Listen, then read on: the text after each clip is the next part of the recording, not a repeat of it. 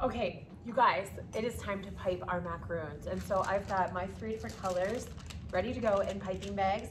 I just took and filled them up with a spatula and then cut the tip off. I like to keep them into a little liquid measuring cup here off to the side so they're ready to grab. I've also taken the stencil that was in my kit and used the parchment paper to create our stencil. Remember, if you use a marker or like a Sharpie to do your stencil, you're gonna wanna make sure that you flip that over so that that is on the underneath side.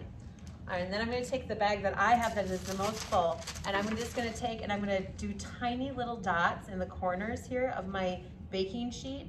And what that's gonna do is it's just gonna secure the paper while I'm piping so that my paper stays in place on my baking sheet. So it acts like little, kind of like, just like tape, like it acts like tape or glue to hold this into place. And then when it bakes, you just kind of chip it off.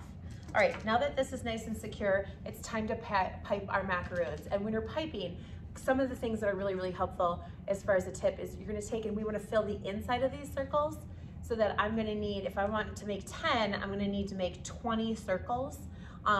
Remember, there's always a top and a bottom for each color, and you can mix and match macaroon tops and bottoms. You can do it however you want, but just know that you need an even number to make the top and the bottom of each macaroon. These are about 1 inch in diameter, and so we're gonna make a bunch of them. Now when I'm filling, I don't actually move the tip. I start from the center, and I'm gonna squeeze until it's filled, and then when I get to the center, I release the pressure, and I do a quick little whoop with my finger, or with my piping bag.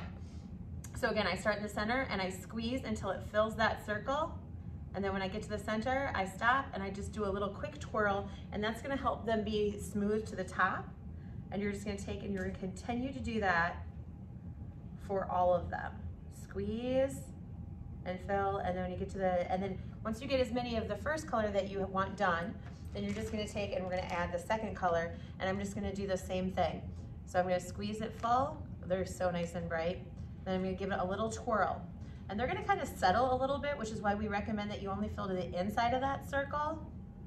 Because again, it's probably about a teaspoon per macaroon. All right. And you need as many tops as you've got bottoms here. Tops and bottoms. I'm gonna do a full row here of each color, 2 of each color here. And fill, twirl. Fill, twirl. Now, to get the full 30, you're gonna need a whole nother baking sheet, but just to kind of show you today, I'm gonna take and I'm gonna use this yellow to fill, and so I can get them all in one baking sheet to show you. But you would need to get, again, to get 30, you're gonna need 60 total circles, 20 of each color if you would like to do 10 of each kind. The other thing is that if you get one that's like really, really messed up, just scrape it off the baking sheet. Like, don't worry about it if it gets kind of messed up. Just get rid of it. Scrape it off and make a different circle. All right. This takes practice. Do not, like, when you're doing this, go nice and slow. You can use 2 hands to guide your piping bag to fill to that inside of that circle. And these are probably about the size of a quarter when they're finished. And I use it, and I'm filling from the center. Now I've got a little bit of a tail on it. If it does get a little bit of a tail on it, and what I mean by that is like it kind of like flung over the top, kind of like that curled whipped cream that we were talking about earlier, you can take your finger and just dip it into a little tiny bit of water and kind of tap it down flat if you can't kind of shake it flat.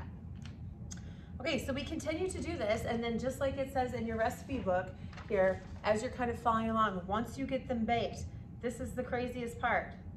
Seriously, let the macaroons sit at room temperature for 1 hour to dry. Now, baking takes a lot of steps and there's a lot of things that you need to do, but what we're doing now is once it gets piped out on this baking sheet, actually the air itself is gonna help kind of create that wonderful shell that is the macaroon. And so don't skip this step.